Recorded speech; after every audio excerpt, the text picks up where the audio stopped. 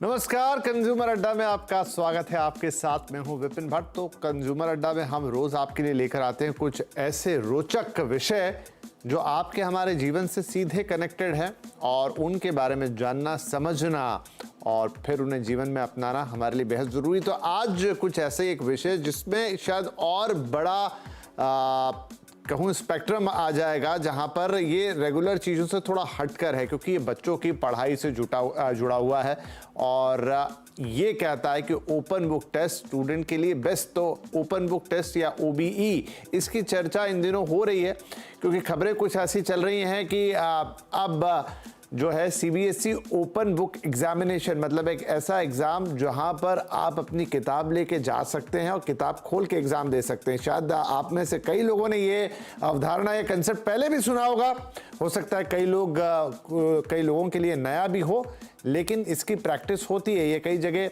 चलता भी है। तो ओपन बुक एग्जाम कराने की आखिर जरूरत क्यों पड़ी, या इसके बारे में सोचने की जरूरत क्यों पड़ी?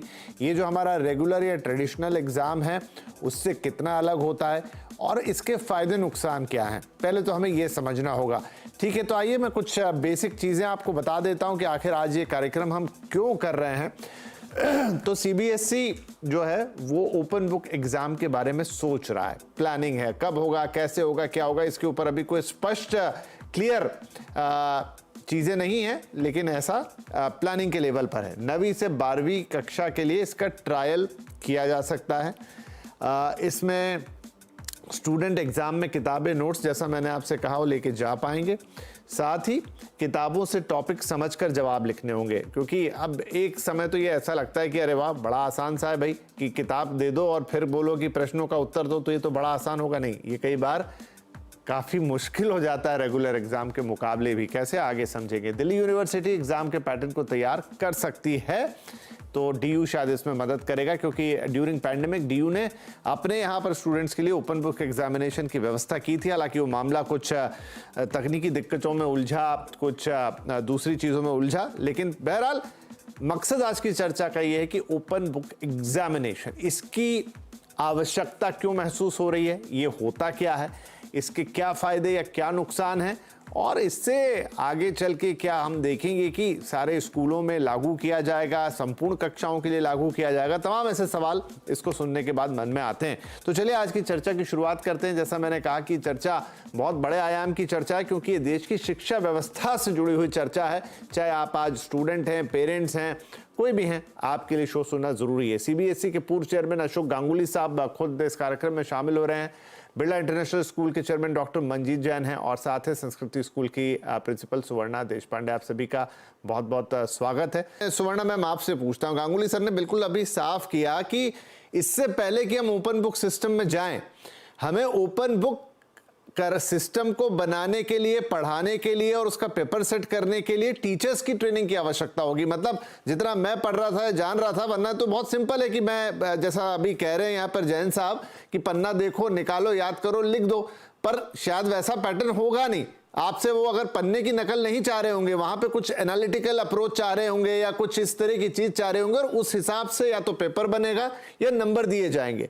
क्या यही होगा? थैंक यू सो मच, आपने मुझे बुलाया यहाँ पर इस पैनल डिस्कशन में।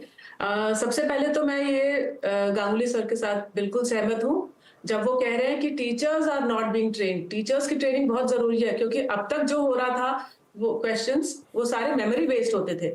अब पिछले कुछ सालों से वो कॉम्पिटेंसी बेस्ड आने लगे हैं। उसमें भी आप अगर क्वेश्चन पेपर्स देखेंगे तो उसमें एरर्स निकलते हैं। अगर आप बोर्ड के पेपर्स देखेंगे या स्कूल के भी पेपर्स देखेंगे, तो टीचर्स को ट्रेनिंग इस बात की देना बहुत जरूरी है। दूसरा, हमें यह समझना जरूरी है कि ओपन बुक टेस्ट का मतलब क्या है, किस तरह की किताबें लेके जा सकते हैं, whether it is a restricted book test और whether it's a free book test. अगर रेस्ट्रिक्टेड है तो किस तरह की किताबें, कौन सी हम उनको रेफरेंस बुक्स अलाउ कर रहे हैं, वेदर टेक्स्ट बुक्स अलाउ कर रहे हैं, हम नोट्स अलाउ कर रहे हैं, या कोई सेट ऑफ बुक्स अलाउ कर रहे हैं, या फिर बिल्कुल खुली छूट है जो जिससे भी आप देख के लिखना चाहते हैं। पर उस सबसे पहले ये बात आती है कि बच्चे को पता, कंटेंट पता होना चाहिए कि बुक में कहां पर क्या लिखा है। Unless the child has gone through the content, unless he is thorough with whatever is given in the textbook, he will not be able to attempt. और जब आप ओपन बुक टेस्ट की बात करते हैं तो ये रोड बेस्ड क्वेश्चंस नहीं, मेमोरी बेस्ड क्वेश्चंस नहीं होंगे। ये होंगे analysis based questions, higher order thinking skills को टेस्ट करने वाले क्वेश्चंस। तो इसमें बच्चे को एप्लीकेशन, एनालिसिस, सिंथेसिस सब यूज करना पड़ेगा। और जब तक बच्चे को इस कंटेंट के बारे में पूरी जानकारी नहीं होगी, वो ये पेपर लिख ही नहीं पाएगा। हमें ये भी देखना पड़ेगा कि हम किस फॉर्मेट में ये पेपर दे रहे हैं, whether it is MCQ based, whether it is essay based, or what kind of a format are we giving? Are we timing it? अगर टाइम पेपर भी है तो बच्चे को ऑर्गेनाइज होना बहुत जरूरी है।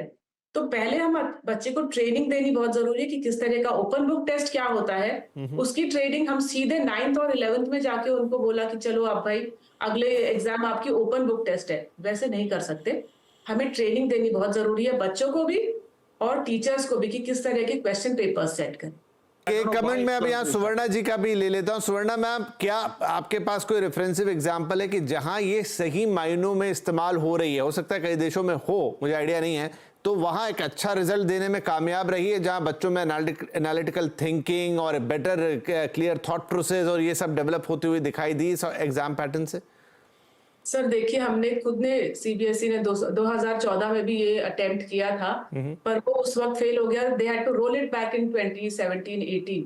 तो अगर हमारा ये डर है कि हम वी आर ट्राइंग, उद्देश्य हमारा ये है कि हम इस अपना करंट असेसमेंट पैटर्न जो रोट लर्निंग पे बेस्ड है और बच्चों के दिलों में बहुत दहशत रह जाती है एग्जाम्स की, अगर उसको इम्प्रूव करने के उद्देश्य से अगर हम ये परीक्षा प्रणाली बदलने की कोशिश कर रहे हैं, तो फिर हमें sir we have to think it, give it a rethink so that we start from the roots. So शुरू से ही, मतलब छोटे क्लास के बच्चों को और टीचर्स को दोनों को ही ट्रेनिंग देनी शुरू करनी चाहिए। It may have been a success abroad, but अभी हमारे बच्चे उसके लिए इक्विप्ड नहीं है। We haven't given them that sort of a background, or we haven't given them that sort of a training where they are focused on analysis and synthesis. अगर हम suddenly उनके ऊपर ये थोप दें कि अगला एग्जाम आपका इस तरह का होगा, तो वो मुश्किल है सर। वो अभी हम We have to take it in stages. चलिए, तो एक बात तो इस डिस्कशन में क्लियर होकर निकल रही है, हमारे तीनों पैनलिस्ट कहीं ना कहीं उसको मान रहे हैं कि अगर आपको ये करना भी है तो started from the lower classes, ताकि बच्चों में वो अडेप्टेबिलिटी आए, उस सिस्टम को समझे। हायर क्लासेस में एकदम कर देने से हो सकता है कि उल्टा रिजल्ट हो जाए या वो अडेप्टेबिलिटी ना आए, या आते आते आपका स्कूल 9, 10, 11, 12 जो आखिरी 4 साल होते हैं तो उसकी जगह नीचे से शुरू किया जाए। और इंपॉर्टेंट है कि इसमें पहले कैरिकुलम, टीचर्स की ट्रेनिंग, पेपर सेटर्स की ट्रेनिंग और पूरा एक इस कार्यक्रम की समझ वहां अडॉप्टेबिलिटी में आए, तब जाकर ये सही इंप्लीमेंटेशन में आएगा। और शायद इसके जो सोच के इस परीक्षा प्रणाली के बारे में इसको डिजाइन किया गया है कि बच्चों में एनालिटिकल थिंकिंग आए, रट्टाफिकेशन से उनको मुक्ति मिले, कोई एग्जाम प्रेशर जैसी ना लगे, तब वो चीजें शायद सही मायने में लागू हो पाएगी। तो क्योंकि चर्चा का समय सीमित रहता है, लेकिन हमने कोशिश की कि वो सारी बातें यहाँ कर पाए। बहुत शुक्रिया आप सभी मेहमानों का। आई होप जितने भी दर्शकों ने इसे सुना है वो भी अपने विचार रख रहे होंगे। बिल्कुल आप हमें अपने विचार भी शेयर करें तो हमें अच्छा लगेगा, क्योंकि आगे इस पर और चर्चा होती रहेगी। फिलहाल आज के लिए आप सभी का बहुत बहुत धन्यवाद।